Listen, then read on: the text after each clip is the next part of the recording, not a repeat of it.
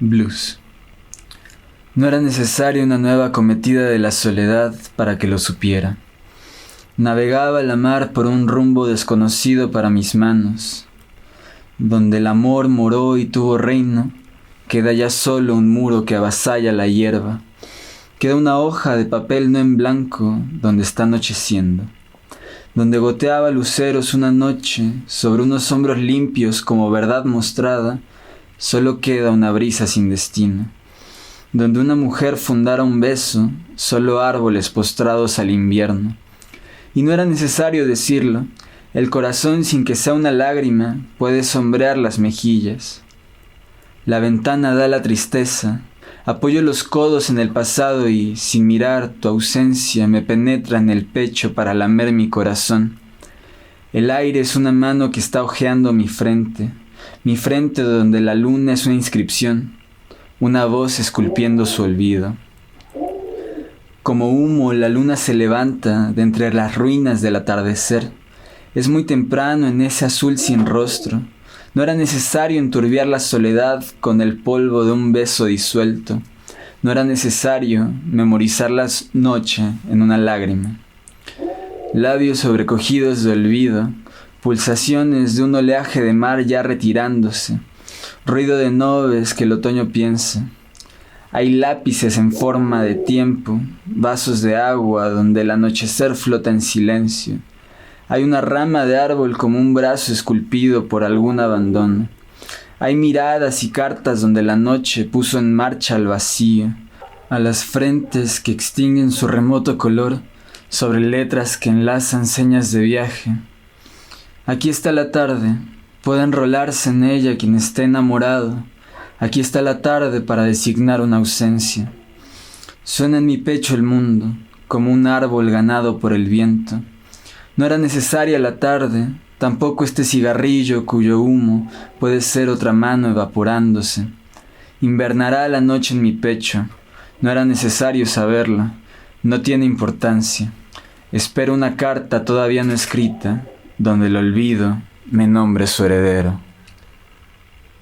Un mito que floreció a la sombra del otoño. Destino legendario en nuestra historia literaria. Arquitecto de ultratumba, de una prematura vida como todos los mirados por los dioses piadosos. Lord Byron mexicano, forjador de versos como ecos nostálgicos, de llamas de deseos que aún perduran en la conciencia. La condensación de un alma con mucho que decir. Un fuego templado. Evitemos que se enfríe. Hablamos del escritor y poeta mexicano José Carlos Becerra.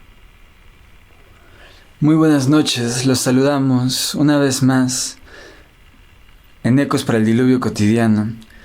Nos escuchas mediante la frecuencia de Radio Tepoztlán 92.3 FM o por radiotepoztlán.org. Y como ya nos anticipó Dante, el programa de esta noche se lo estamos dedicando al escritor, más que nada poeta, oriundo de Tabasco, José Carlos Becerra. Dante, ¿cómo estás? Bien, pues nuevamente emocionado de hablar de este maravilloso escritor que, como bien hacemos la antesala, se vuelve toda una leyenda dentro de las letras mexicanas, sobre todo en el tiempo que lo tocó vivir. Hablábamos fuera de aire que nos parecía que este escritor hoy en día es muy poco mencionado, hoy en día es muy poco hablado, por eso esto del fuego templado que hay que evitar que se enfríe, ¿no? Porque tiene versos sorprendentes y es todo un dilema esto, ¿no? Porque hay que ir anunciándolo, que esta parte de su leyenda, de su mitificación, reside más que nada en su corta vida. Vivió muy poco, fallece a los 34 años, ya hablaremos más a profundidad de todo esto, de su muerte como de su corta vida.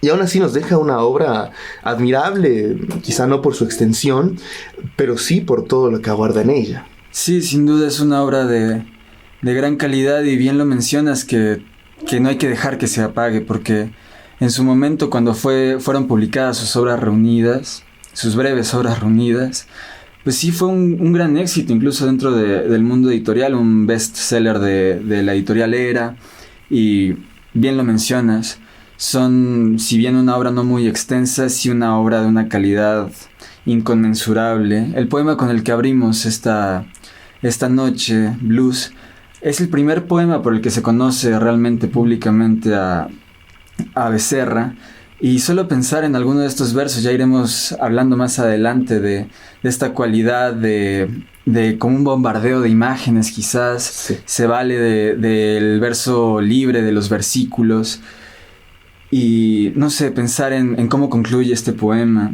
Espero una carta todavía no escrita, donde el olvido me nombre su heredero.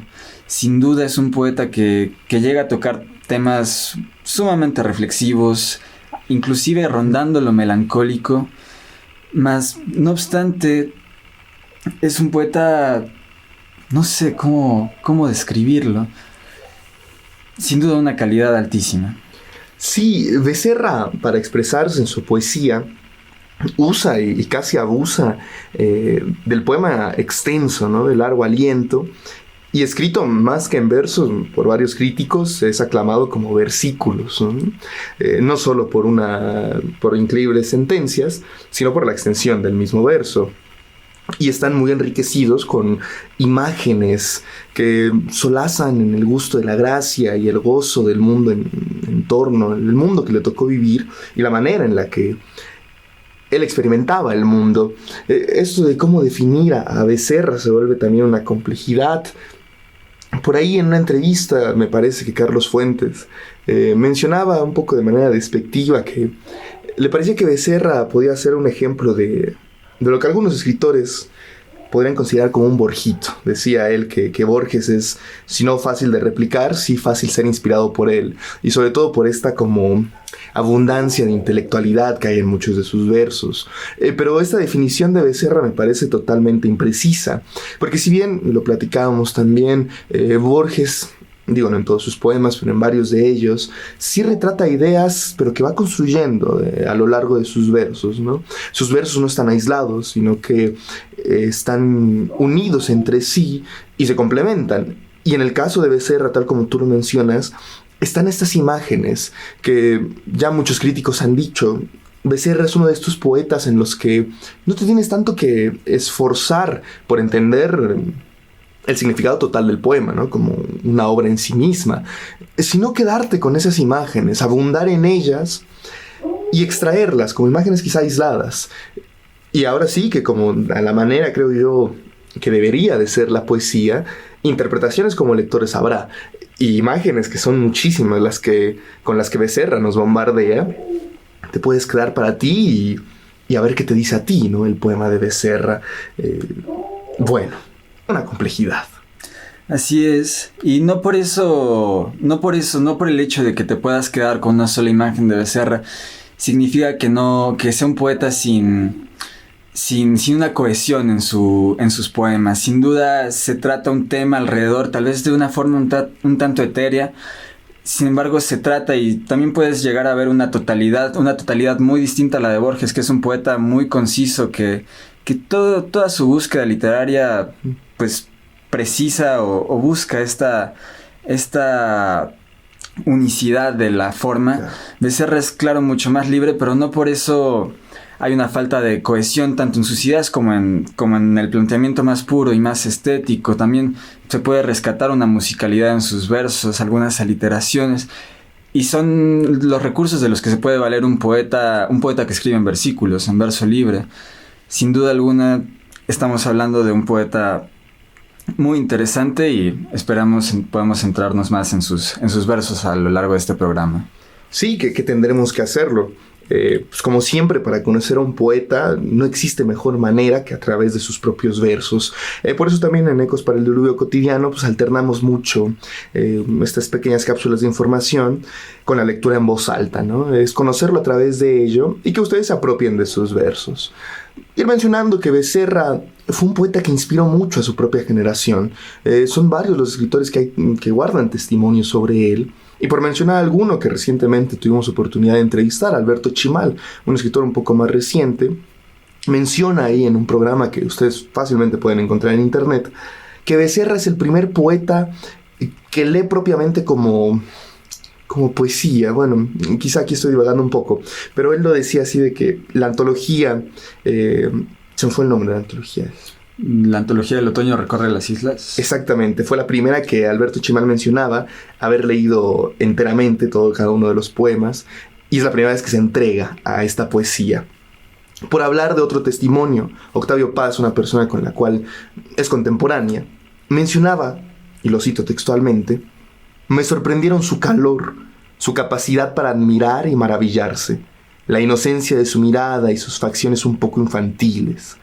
A veces la pasión centellaba en sus ojos y lo transformaba. Hombre combustible. El entusiasmo lo encendía y la indiferencia lo apagaba. Veremos más adelante en otros testimonios que no solo su obra, sino que también su persona, aún en el breve paso en este mundo, aportó muchísimo a la tradición poética de México.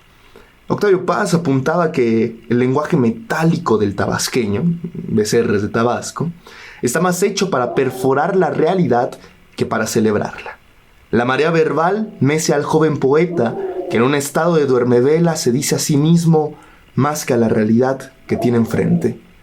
Becerra no veía al mundo, sino a su sombra en el mundo.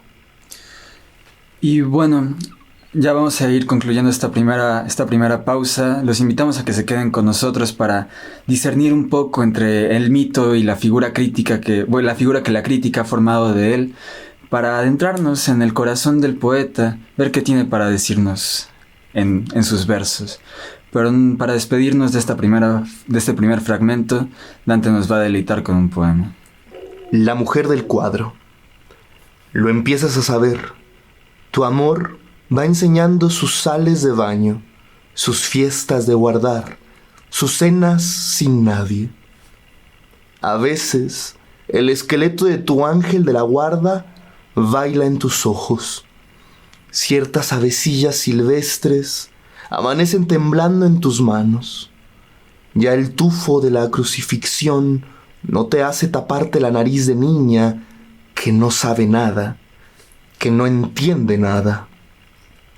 Ya cruzas la puerta, ya sabes que el dolor es un mensajero servil del infinito. En tus ojos, aquello que miras despierta en ti misma como pequeños niños que se sientan al borde de sus camas, esperando que vengan a vestirlos. Ya asumes tu cuerpo, ya viajas en todo lo que te rodea. A veces, en tu sonrisa, todavía aparece aquella niña larguirucha, tan bien educada. Pero tu esperanza enflaquece, llamándote con voz cada vez más débil, cuando ya no te dignas escucharla. Extrañamente hermosa eres, ahora tu propio fantasma, en tu alma, han entrado la carne del mundo y la tuya confundidas. Apiñadas por el mismo placer, revueltas por el mismo dolor. Desnuda, la ropa que te acabas de quitar ya no reaparece en tus ojos. Tu mirada y tu voz entonces también se quedan desnudas. Te quedas desnuda, y por tu desnudez pasan los templos antiguos, las oraciones, los heridos de guerra y los cánticos de guerra, los mares lejanos y también la vida posible en otros planetas. Ya tu cuerpo comprende lo que significa ser tu cuerpo, lo que significa que tú seas él. Tu cuerpo extendido a lo largo de tu amor, a lo largo de tu alma. Y todos los barcos que zarpan de tu corazón llevan ahora las luces apagadas. Ya te has probado en ti, y un hombre no es el extraño invasor que conocías. El esposo prudente, el hombrecito que cariñosamente te mataba un momento por unas cuantas caricias, por unas cuantas monedas. Pero sabes también que no existe el triunfo que alguna vez deseaste.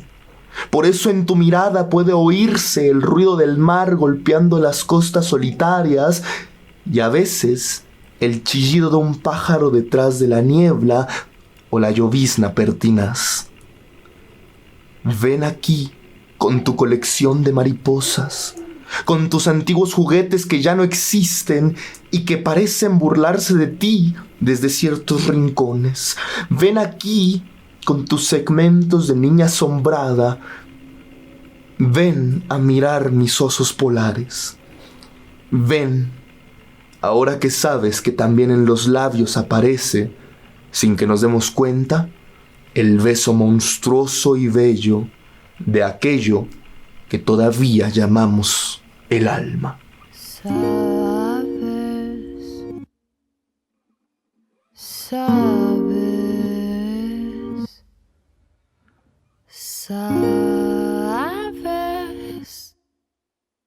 Sabes, luz y oscuridad saben ser la misma cosa. Luz y oscuridad saben ser la misma cosa,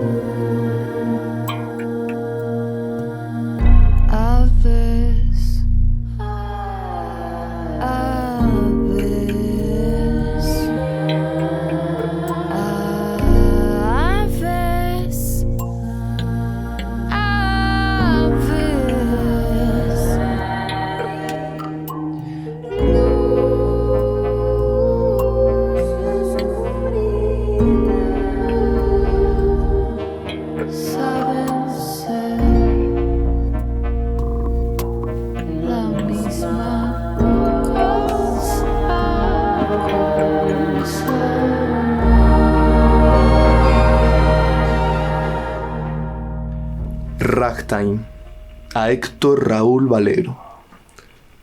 Hablar, tal vez hablar en los devoramientos del alba, en las cenizas frías, en las constancias que no habrá de leer nadie. Hablar en el mismo espacio de una voz que no llegó hasta estas palabras, que se perdió en el ruido de una frase como esta. Hablar donde respira aquello que ocultamos, crímenes que cometieron por nosotros los hombres de otra historia, la otra de nosotros mismos.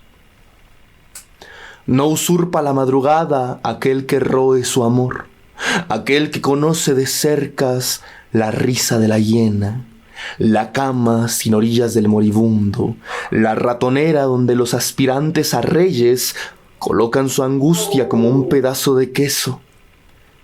He aquí mi parte en este festín de polvo, en esta llamarada donde me quemo los dedos al escribir dudando de lo que digo, temblando por no hundirme en el sopor de ciertas palabras que me llegan al cuello. He aquí mi parte.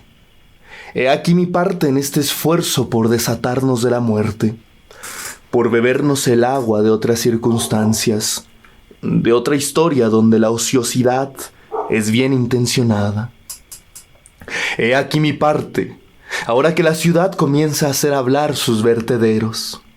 En mi alma se ha echado un animal tranquilo y melancólico.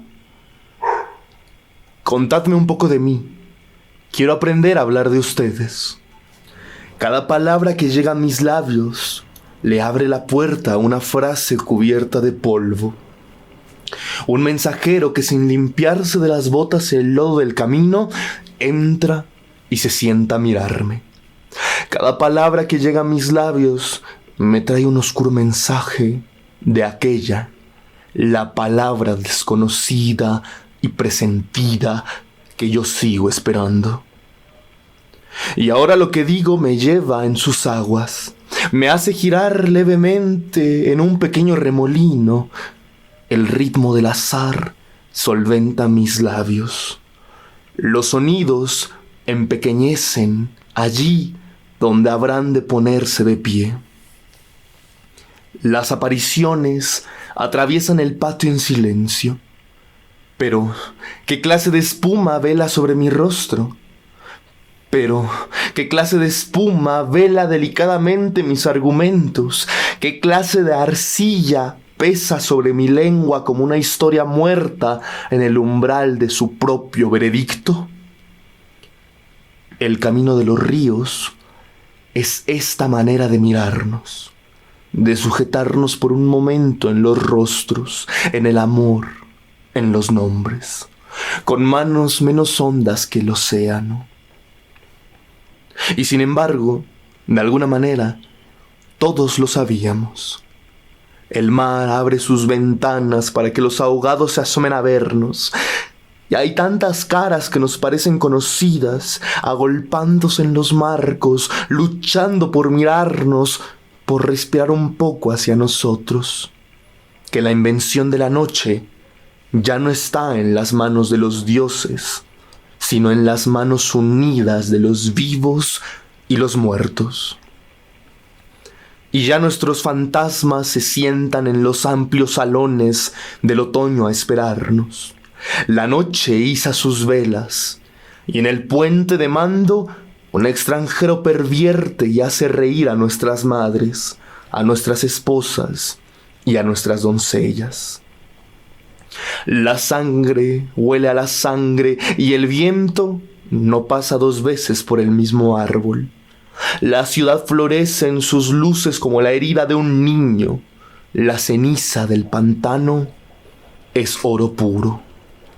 Y el traspié de un borracho en la calle silenciosa y oscura parte en dos las memorias del escriba. La mano vacila a la luz de esa sangre seca. La exclamación se disuelve en sus puntos suspensivos. Oscurecen las cosas nombradas. Y allí mismo la frase rompe sus lazos con lo que solamente basta el lenguaje. Ese traspié parte en dos la canción de la mujer que peina su alma antes de entrar al lecho solitario, y parte también el tiempo de la noche como el vaso que cae de la mano de algún niño asustado. Parte en dos la ciudad. Parte en dos la frente donde el recuerdo y el acto se alternan brevemente. Parte en dos la palabra y así dividida se refleja en sí misma. Parte en dos el esfuerzo de los amantes por tocarse, por alcanzarse, y en esta interrupción tal vez se encuentren.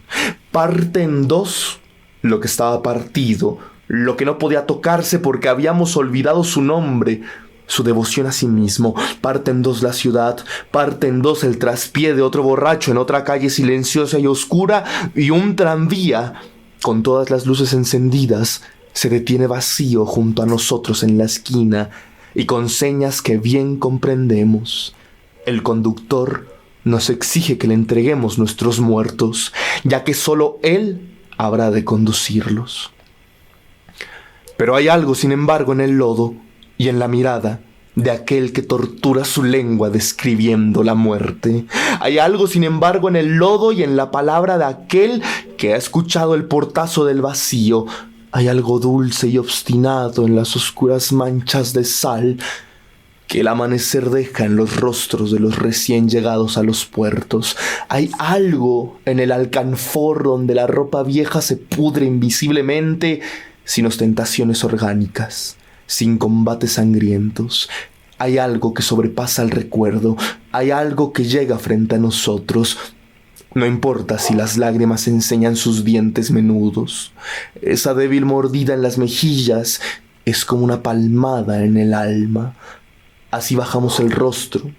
Nos gustaría detenernos. Bajamos la voz por un pozo vacío y hay un parpadeo de ciudades, un movimiento de vísceras en la energía de aquellos que despiertan sin descifrar sus sueños. La noche va arrojando sus coronas al mar, y la ciudad, apoyada en sus muros, sentada en el polvo, le dictará al escriba, y el traspié de un borracho en una calle silenciosa y oscura partirá en dos su frase. Ahora, escuchen el paso de las ratas por las leyes. Escuchen el paso de las ratas por los estantes de libros, por las firmas de los gobernantes, y escuchen también el viaje de los dormidos por sus aguas perdidas. Mañana diré la palabra que amanece al día siguiente, flotando en los estanques. Mañana diré la palabra que lucha en el festín de los animales de invierno. Regresamos en Ecos para el Diluvio Cotidiano. Nos escuchas por la 92.3 FM o por radiotepoztlán.org. Dante nos acaba de deleitar con la extensa lectura de un poema que era imprescindible para hablar de José Carlos Becerra, Ragtime, este verso. Pero hay algo, sin embargo, en el lodo y en la mirada de aquel que tortura su lengua describiendo la muerte. Dios, estos versos largos, estos versos tan llenos de reflexión, no sé, tienen tanta sustancia y los invitamos a que se adentren en ellos.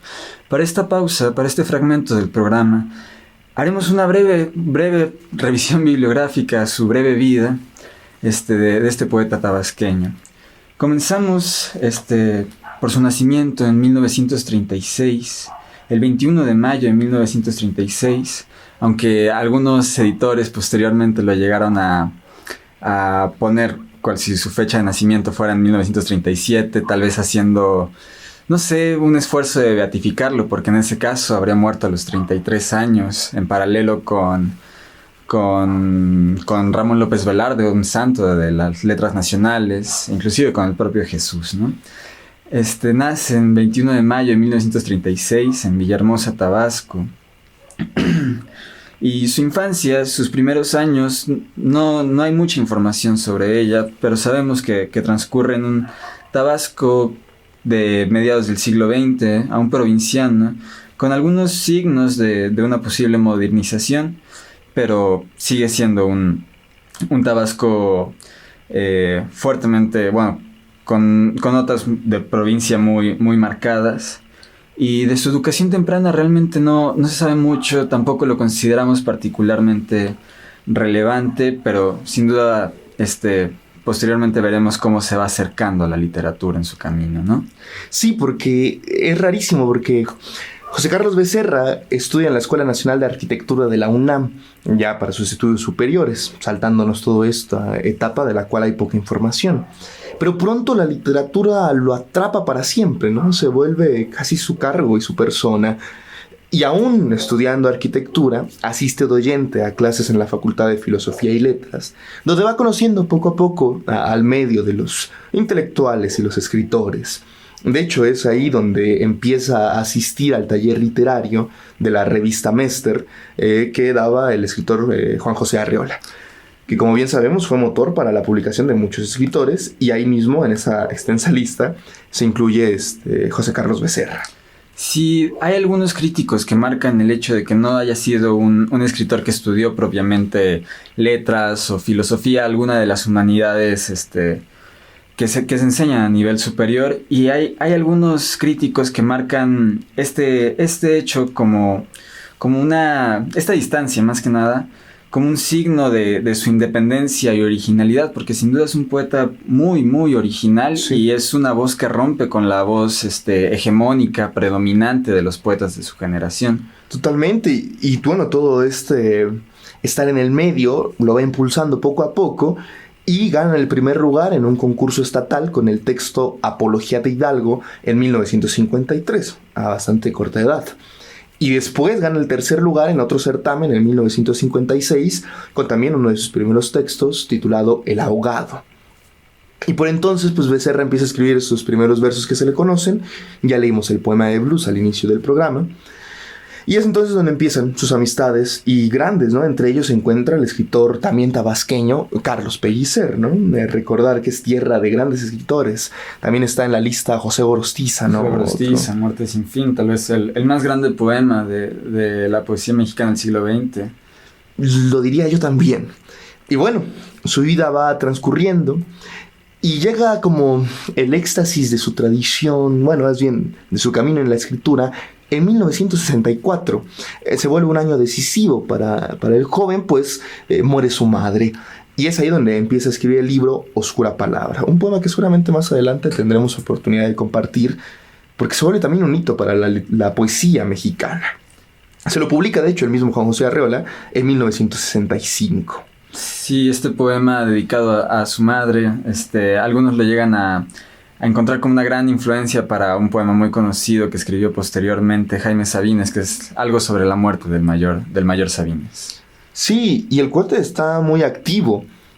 Difunde, por ejemplo, con Carlos Pellicer, una carta en la que condenaba la intervención estadounidense en Vietnam, en lo que le valió ser arrestado por un par de horas.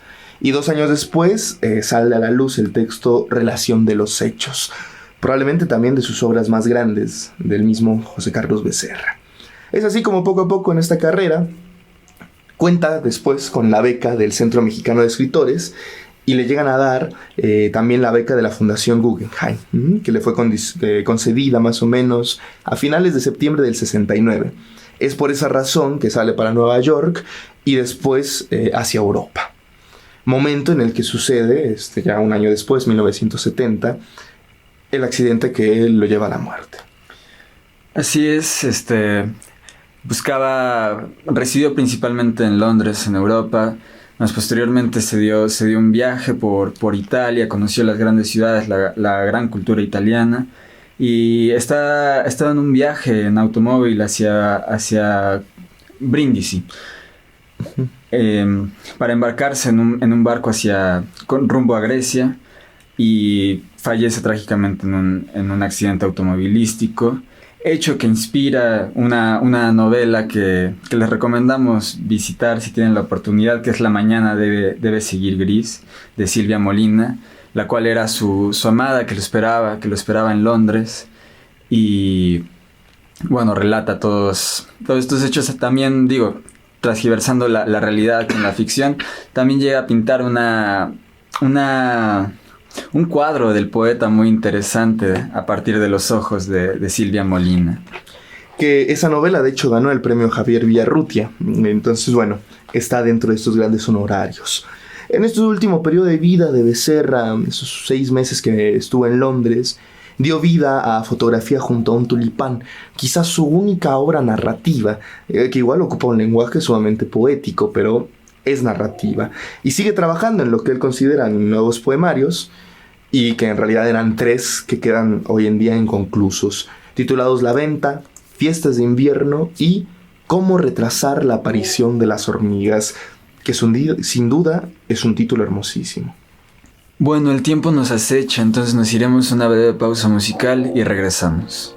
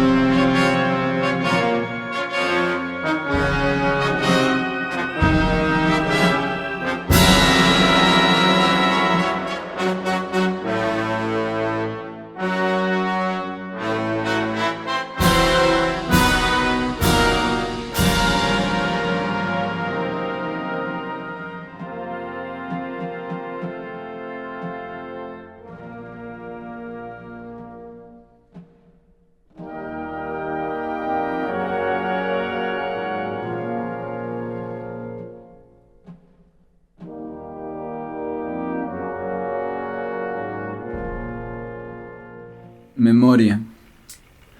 He vuelto al sitio señalado, a tu rastro de aguas amargas. El atardecer ha caído al fondo del mar como un pecho muerto, y una campana da la hora cubriéndome de espuma. Vuelvo a ti, el otoño y el grillo se unen en la victoria del polvo. Vuelvo a ti, vuelves a la caída, al primer acto. Te levantaste de tus ojos con un golpe de amor en la frente, con una piel de hierba que la mañana quería. Te levantaste envuelta en tu tiempo, todavía no arrollada por tu desnudez, por tu boca que se convierte en una caída de hojas que el bosque padecerá oscureciéndose. Te levantaste de lo que sabías, de lo que olvidabas como se olvida la lanzada del mar, y un día nos despierta su ruido profético. Te levantaste de tu frente, que era el horizonte elegido por la noche para su desembarco. Yo esperaba, la noche se abría como un abanico de humo y conjuraciones. El rey muerto que llevamos dentro se rió en el fondo de su ataúd de lodo. Yo esperaba, oía el retroceso, lo repentino del avance. Nombraste mi pecho con un esguince nocturno. La luz hacía en tus ojos su tarea oscura. De pronto me miraste. ¿Desde dónde? Desde tus ojos que me veían o desde tus ojos que no me veían. Y naciste bajo tu desnudez con un movimiento de agua y recuerdos. A la hora del enlace de cuerpos, a la hora del brindis, a la hora de la lágrima plantada en el jardín prohibido, en la nada promiscua de las historias olvidadas, en una brusca pregunta, en las conversaciones fatigadas, en el modo como te quitaste los guantes. ¿Te acuerdas?, dijiste avanzando. Ese obsequioso silencio, esa pausa que levanta polvo en tu corazón, el tiempo reunido en una mano, en un guante que cae haciendo señas por una ladera de palabras dormidas. ¿Te acuerdas?, dijiste, la palabra, el movimiento de la carne sobre el pecho de la tierra, el idioma que la noche deja caer en los ojos como un puñado de piedras preciosas, piedras que se convierten en guantes que caen. El fruto prohibido y dieta recomendada por hábitos nuevos. La mentira bosteza engordando. El cansancio estira su lengua para cantarnos al oído. La noche despierta en el muladar que los locos heredan. La luz de Mercurio petrifica en las calles gestos olvidados. Yo miro las ciudades de la terraza. La luz de los autos hundiéndose en el irremisible momento. En el tiempo que aún sostengo con un vaso en la mano, en el tiempo que despide tu rostro naciendo, en el tiempo que hace del movimiento y la caída el solo momento. ¿Te acuerdas?, dijiste, respiraste tendida, tus ojos se cerraron en la llegada del mundo, la noche llegó en tu corazón, tú regresaste, rastro de alas dolorosas, de límites caídos al agua. ¿Te acuerdas?, dijiste quitándote los guantes. ¿Te acuerdas?, dijiste abriendo los ojos. Y regresamos a Ecos para el Diluvio Cotidiano. Aquí en Radio Tepoztlán, la 92.3 FM o en radiotepoztlán.org. Y pues ya saben, acá estamos leyendo a José Carlos Becerra. Y Mateo nos acaba de deleitar con un grandioso poema. Y bueno, como es habitual en este tercer fragmento, vamos a hablar un poco de la carrera literaria del escritor en cuestión, pero como ya hemos anunciado, el paso de Becerra dentro del mundo es bastante breve, por lo que le vamos a dedicar más que nada a hablar de este hecho de su muerte y de cómo más tarde se mitifica y se convierte en toda una imagen para el mundo literario. Previamente decir que la mañana del 29 de mayo de 1970, un cable publicado en la tercera página del periódico Excelsior decía: el arquitecto mexicano Carlos Becerra Ramos murió en un accidente de carretera en las cercanías de San Vito de los Normandos. Tenía 34 años de edad.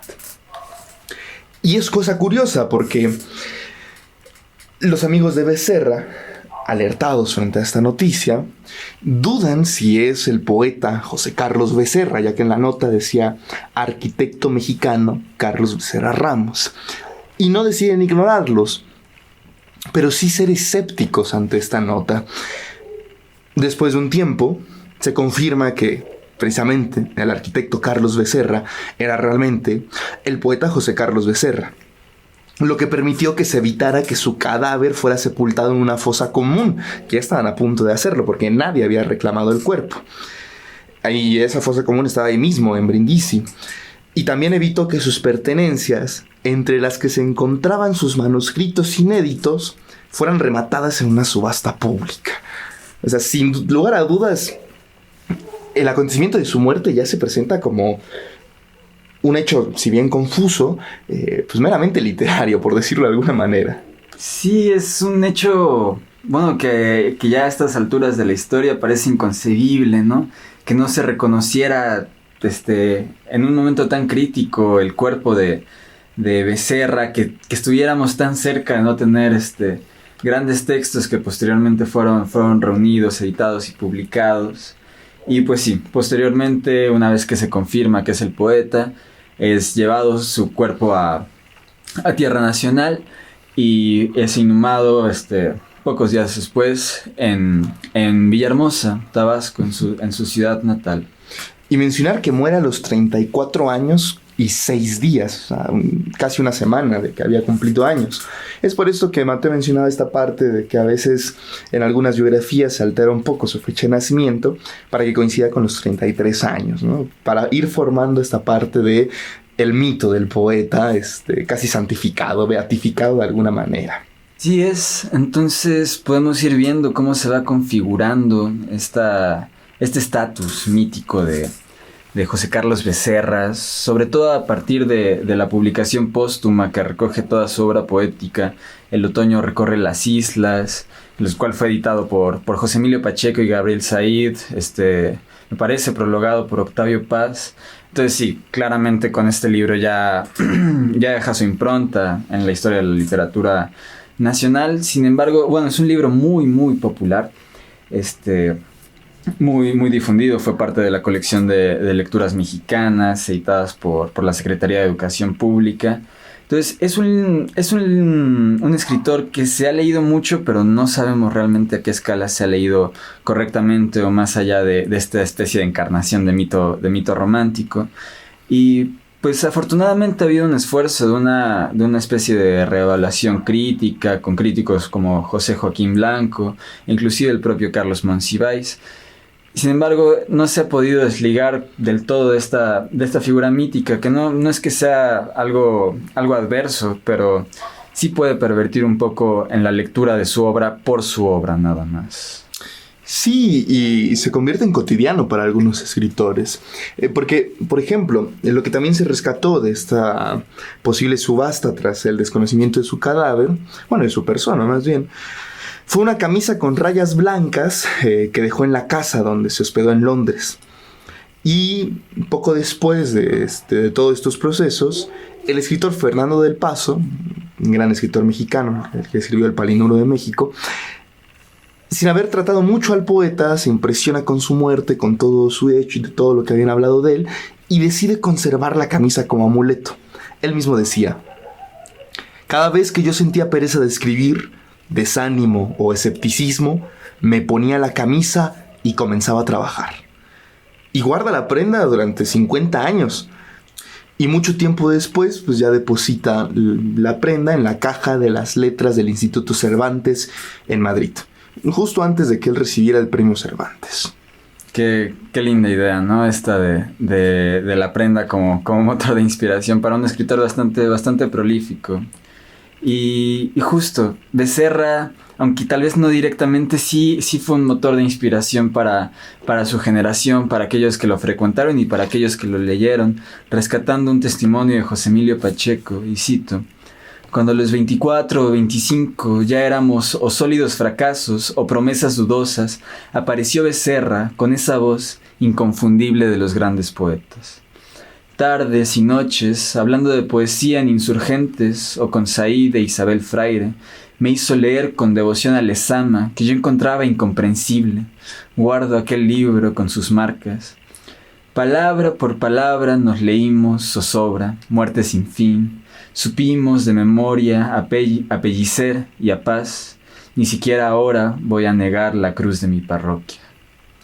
¡Qué preciosidad! Y bueno, concluimos este fragmento leyendo otro poema de Becerra titulado El espejo de piedra, poema que escribe como denuncia al 68. Es de los primeros poetas en enrabiarse ante este hecho. Esto dice así: El espejo de piedra. Detrás de la iglesia de Santiago Tlatelolco, los cuchillos de jade hallaron su visaje ceremonial en boca de las ametralladoras. Detrás de la iglesia de Santiago Tlatelolco, Nuño de Guzmán oró ante Huitzilopochtli y le ofreció el sacrificio. Detrás de la iglesia de Santiago Tlatelolco, descubrieron aterrados que otra vez existía ese país, aquel que ellos creyeron sepultado. Bajo jade y las plumas, y los estípites, y los palacios de Adamo Boari, y los desayunos en Sambors de su oportuna y mestiza retórica. Detrás de la iglesia de Santiago Tlatelolco, 30 años de paz, más otros 30 años de paz, más todo el acero y el cemento empleados en construir la escenografía para las fiestas del fantasmagórico país, más todos los discursos, salieron por boca de las ametralladoras. Lava extendiéndose para borrar lo que iba tocando, lo que iba haciéndose suyo, para traerlo a la piedra del ídolo nuevamente, pero lo trajo de nuevo a la piedra del ídolo. Pero tantos y tantos muertos por la lava de otros 30 años de paz terminarán en la paz digestiva de Huitzilopochtli. Se llevaron los muertos a quién sabe dónde. Llenaron de estudiantes las cárceles de la ciudad, pero el jade y a las plumas y al estofado de los estípites y a los nuevos palacios que ya no construyó Boari y a los desayunos en Sambors se les rompió por fin el discurso. Y cuando intenten recoger esos fragmentos de ruido para contemplarse, encontrarán en ellos solamente a los muertos hablándoles. A 30 años de paz, como otros 30 años de paz, más todo el acero y cemento empleados en inventar la sombra de un país, más a todos los discursos y los planes de negocios dulcemente empapados. Pero el olor de los desayunos en Sambors se les rompió de pronto el espejo. Se apostaron como siempre detrás de una iglesia, poco importa si laica o religiosa, y otras noches y otras matanzas vinieron en ayuda de ellos. En la plaza de las Tres Culturas, el cacique gordo de Zempoala y don Nuño de Guzmán y el anciano general perfectamente empolvado descubrieron que en realidad eran uno solo, porque secretamente siempre desearon parecerse a Limantur. Después de haber desayunado en Sambors, el cacique gordo de Zempoala y don Nuño de Guzmán y el anciano general perfectamente empolvado en la plaza de las Tres Culturas escucharon, ya uno de los últimos conciertos, el vals Dios nunca muere.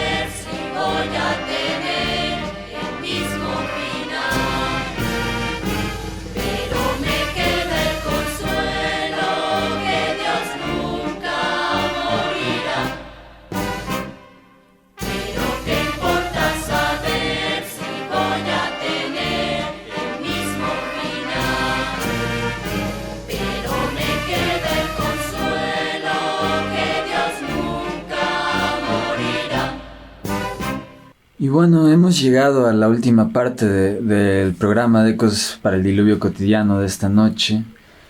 Y para invitarlos a a sembrarse y también a añorarse a uno mismo, quizás. En la poesía de José Carlos Becerra, Dante nos va a leer El azar de las perforaciones. El azar de las perforaciones. Puse las manos donde mis guantes querían. Puse el rostro donde mi antifaz podía revelármelo.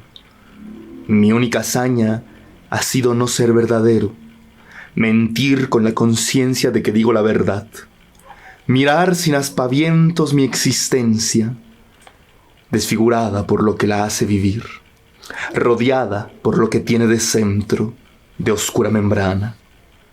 He utilizado la palabra amor como un bisturí, y después he contemplado esa cicatriz verdosa que queda en lo amado y en el amante. Y esa cicatriz verdosa brilla también en estas palabras.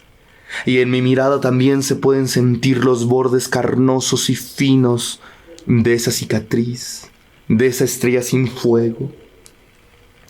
La noche ha pasado hacia el mar, ha pasado borrando mis antiguas estatuas, y yo vi cómo se llevaba también el burbujeante silencio de los conspiradores, de los héroes que extraviaron su heroísmo al nacer, al ser héroes por primera vez o por última vez. La noche se ha deslizado entre los barcos anclados. El gran velo del trópico, como un cielo a la deriva, cae sobre nosotros. Cae con lentas oleadas de insectos, y el calor es una lengua obscena que lame por igual los cuerpos de los vivos y de los muertos. Cae la noche en el mar, y del mar regresan los últimos pájaros. La luz de los faros lame la dureza de esas aguas oscuras, de ese ritmo arrebatado a otra vida, y con un movimiento impreciso, el sueño de la tierra levanta los remos. ¿Dónde podría yo estar diciendo la verdad? ¿De qué antifaz arrancaría yo mi rostro para probar el dolor de mi mentira? ¿De qué rostro arrancaría yo mi antifaz para probar la tela de mi vida? Pero la vida solo exige el acto de la muerte, el ruido de las pisadas de nuestras propias hormigas. Se hunde la noche en los rostros y en las palabras. El trópico extiende su caliente y húmeda sábana sobre mi corazón, y una respiración pausada de agua podrida, una fresca dulzura de sapos envuelve a las cosas, y es el vaho de la piedad, la gran religión del desacuerdo, con el amor y con las macizas exploraciones del odio, quien enciende sus lámparas veladas, sus frases veladas, sus caricias veladas. Y yo toco aquello que tal vez me corresponde, que tal vez me devora, que tal vez me alienta. Yo palpo la dureza y la blandura de mi alma, no con mis manos, sino con mis guantes. Mis falanges de cuero, mis uñas de gamuza exploran la verdad como una apariencia temporal de la mentira, y exploran la mentira como un denso túnel por donde hacemos pasar la verdad. Todo yo me sorprendo, todo yo me designo. Este descubrimiento es ventajoso. Mis manos no existen. Las aguas de la historia me llegan a los labios, me suben a los ojos. Son el caldo de cultivo apropiado para interrogar a Dios dentro de él. Es la bañera donde los enfermos cabecean confundidos con su enfermedad, donde los héroes respiran dolorosamente confundidos con sus estatuas. Mis guantes exploran mis manos.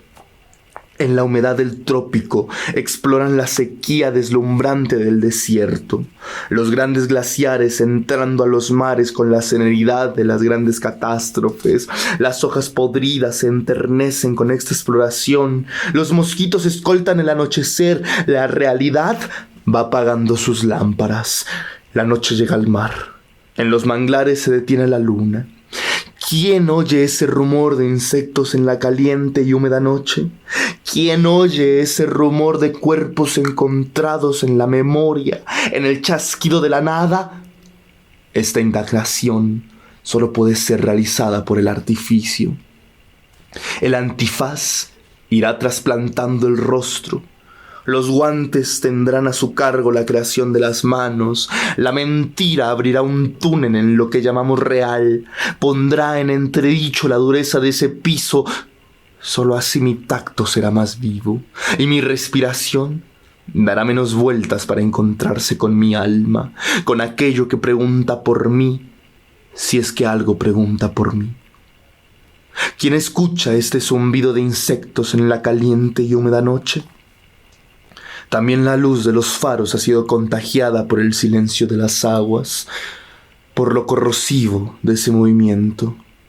Pero hay un rumor de remos, hay un rumor de remos. Debemos escucharlo con atención.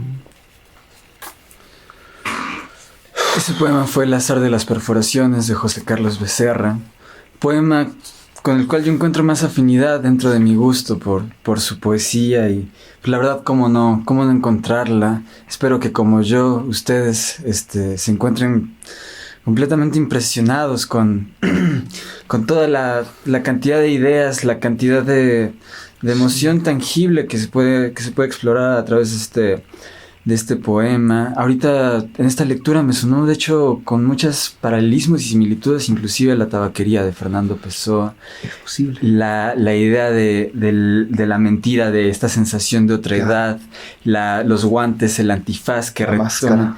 Sí. Y al final esta ruptura del rumor de los remos, la necesidad de escucharlo. Sí, de la necesidad de reconocer a un otro o a algo más allá afuera.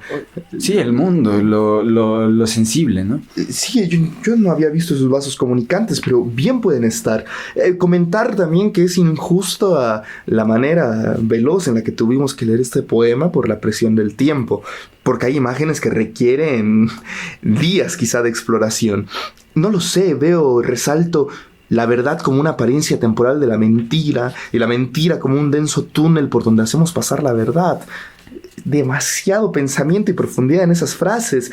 Quédense con el inicio también, he utilizado la palabra amor como un bisturí y después he contemplado esa cicatriz verdosa que queda en lo amado y en el amante. Las consecuencias de la falsedad, quizás.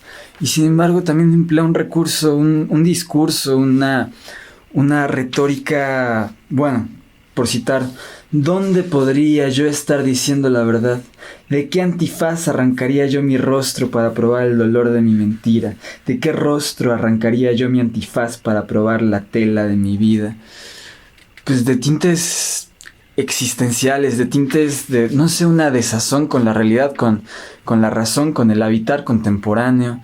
Son imágenes grandiosas y una cohesión que al final, a eso me refiero, que Becerra también incluye una totalidad en el poema y te deja, no sé si en un sosiego o en un desasosiego, pero con una necesidad de explorar.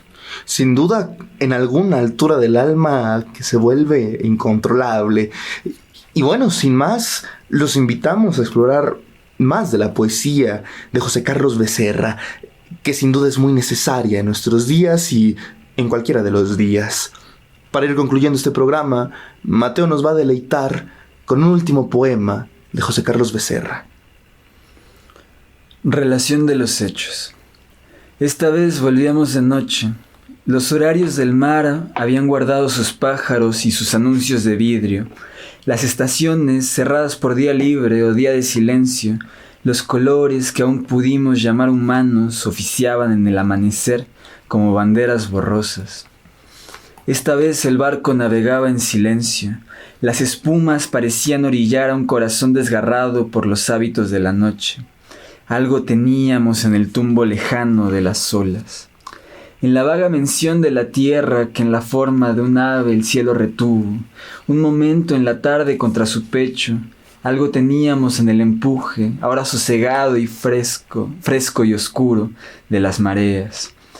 Más allá del mensaje radiado por los cabellos de los ahogados, de la bajamar que deja grises los labios como el dolor inexperto, de las maderas podridas y la sal constituida por el crimen de las aglomeraciones solitarias, del pecho marcado por el hierro del silencio, más allá, el chillido del pájaro marino que demuele la tarde con un picotazo en el poniente, La mujer que atraviesa la noche con con una inscripción azul en los ojos.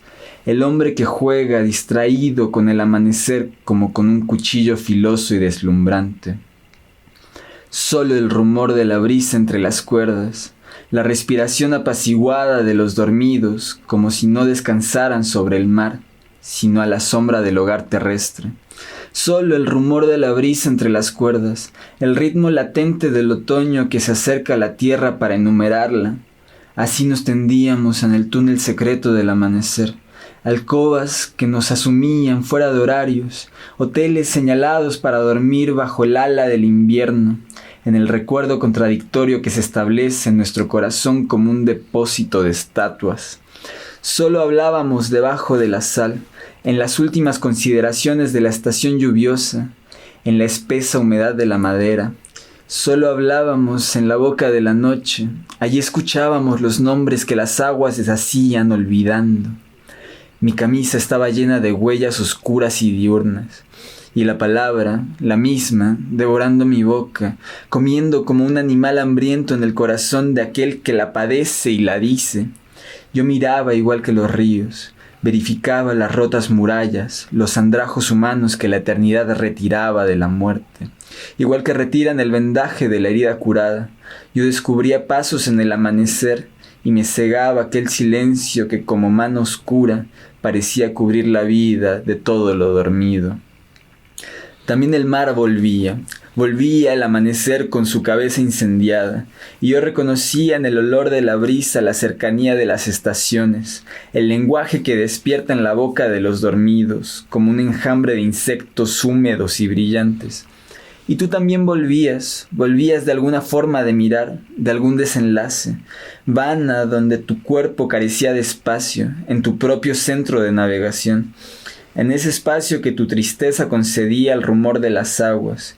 Incorporabas tus ojos al desenlace nocturno, meditabas tu sangre en todos los espejos penetrados por el animal de la niebla, y eras tú, de pie en tus ojos como aquella que alimenta su desnudo con viento. Tú como la inminencia del amanecer que rodea con un corazón amarillo a los labios. Tú escuchando tu nombre en mi voz como si un pájaro escapado de tus hombros se sacudiera las plumas en mi garganta, desenvuelta y solitaria, con entrecerrada melancolía, mirándome. Y eran los dos asiduos a las lluvias que desentierran en el otoño al abismo. Esa pregunta que pesa tanto en los labios, que cae al fondo de nuestra voz sin remedio, o se agazapa en un rincón oscuro como un perro asustado, al que es inútil llamar dulcemente. Y sin embargo allí estábamos cuando las manos se enlazan y rozan al corazón soñoliento, como una suave advertencia, en esa búsqueda, cuando el presentimiento de los cuerpos son los labios, cuerpo de viaje cuya mejor señal es una cicatriz de nube. Tú también habías escuchado en quién sabe qué momento del sosiego nocturno ese rumor de tela que va enlazando al océano cuando amanece, esa primera tibieza destinada solo para los cuerpos enlazados. El primer rayo de sol ya ponía su adelfa en el agua y un roce de astros, de manos más pálidas que el esfuerzo de atardecer, aún tocó el horizonte que el mar retiraba. Esta vez volvíamos. El amanecer te daba en la cara como la expresión más viva de ti mismo. Tus cabellos llevaban la brisa. El puerto era una flor cortada en nuestras manos. Muy buenas noches.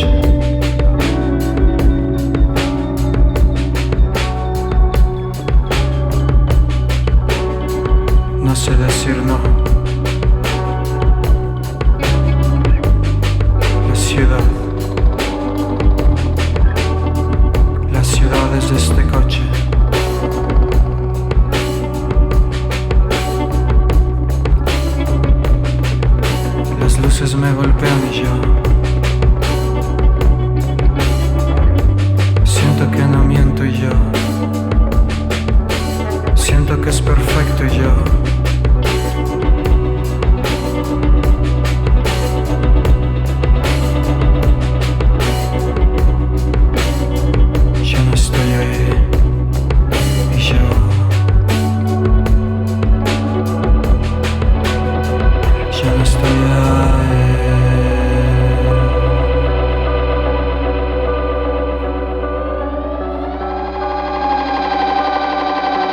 Y una idea de más que cruza mi mente como un rayo de ciudad. Cenizas de voz quemada, la mirada de los demás. Todos buscando una oportunidad, con el cuerpo en la calle, la cabeza en cualquier otro lugar. Te quieren arrastrar al hoyo donde ellos viven. Historias de dinero, historias de ciudad. Te quería salvar sin competir, la autoridad se va a ahogar nadando en armadura. No te quieres aburrir jamás, entrena tus ojos a mirar. Pelea de calle y nadie sabe pelear. Nos quedamos a observar, nos besamos sin hablar. Le prende fuego a la cuchara y funde la semana entre sus sueños. Sueños que solo le llegan al despertar. Vida gastada en esperar. Las palabras no me sirven para hablar. La certeza de dudar llega como la sed todos los días. Y si abandonamos la ciudad, si tú y yo abandonamos la ciudad, tal vez desaparecería. Olvidar nuestros nombres y saltar a una cama vacía. Agujerar nuestros pulmones, suspiros y emociones. Los toros en la plaza se mueren sin pelear. No me pueden alcanzar, su sombra no me puede tocar. Tantas vidas para llegar a este lugar. Todo tu aliento para envolver mi cuerpo. Mi voz cuando no miento, fuego eterno. Pequeño paraíso en el momento. Te estoy dando todo, el cielo y el lodo. Pedazos de nosotros, gotas hirvientes, impávidos ojos. Devoran las palomas, los instantes cobardes y las malas horas. ¿Quién es nosotros? ¿Quién es nosotros? ¿Quién no?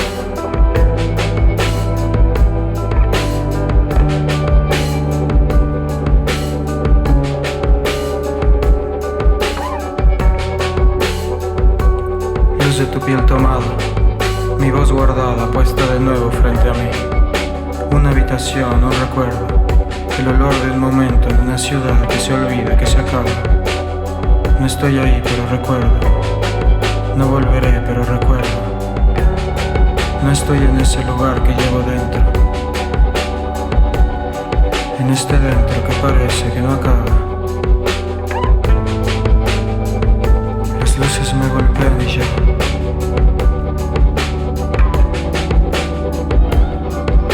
Siento que no miento y ya. Siento que es perfecto.